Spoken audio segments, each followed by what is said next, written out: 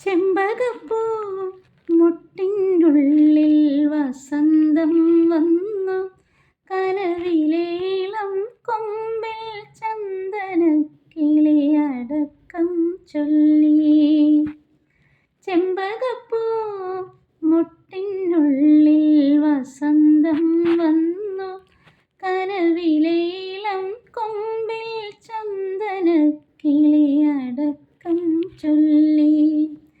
പുതുമഞ്ഞു തുള്ളിയിൽ വാർമഴവില്ലുണർന്നേ പോയി, ഇന്നു കരളിലഴകിൻ്റെ മധുരമൊഴുകിയ മോഹാലസ്യം. ഒരു സ്നേഹ